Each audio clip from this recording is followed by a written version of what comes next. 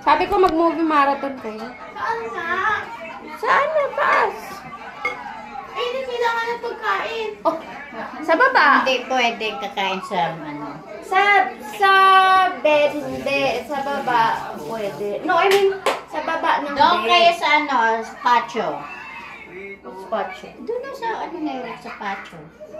Hindi, sa baba lang ba, Lola? Doon sa baba, hindi sa kama. Ano ba gagawin? Movie marathon. Doon sa Mama, kaya mo buksan lahat ng condense? sa hallway. Pag nagkalat kayo, malalanggan. Lalanggam, inabilisan ko nga yung gawa ni Eric. Si ano, ito na. Punta na tayo. Si Ate Lara nakaligo na, hindi pa. Dito siya sa baba pala. Yan kayo sa hallway. At hindi natapos ang mga hamon kay Sa tinutulugan mamaya na. Kanon pala kami. Gawa nga ni Eric, kinanong ko na yung langgam.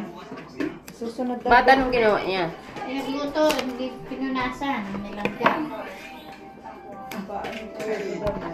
Ha? Susunod lang, bilhin mo ako ng pangkaliwa. Ng pangkanan. Wala. Alef, ano ka?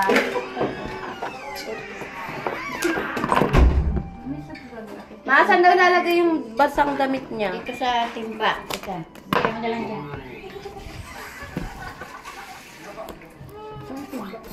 Okay, Lola. Si JB talaga.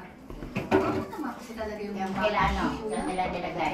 feeling ko, yung mga sinagot ko, tingin ko, Hi! Ayan naman.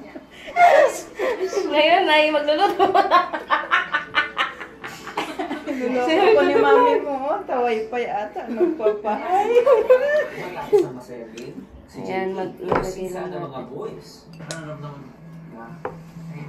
Pasag dalawa sa isa, ganun lang yung sukat niya. Ano na yun? Hindi na yun matamis. Tama lang. Si Pia, Kahit matatanda, makakain na lang. kaibigan na si JM.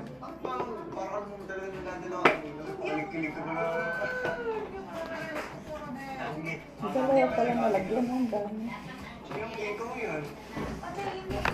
Wala na dam. Di na may ayos yan paglabas-pasok ng tao. Nilagyan pa niya ng hindi lang yun. Paano ko na kung kapatid ko si JB ko yan? Dito sa loob ng bahay niya. And kahit sa outside world ko ngayon, para ko po talaga siyang kapatid. Pero makalipas ang ilang saglit, nagpatuloy ang tuksuhan. Balik na tayo, Spence. Ulit na tayo dyan.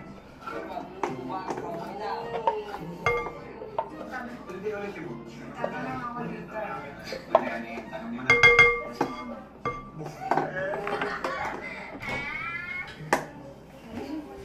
extend. Ay, dito na.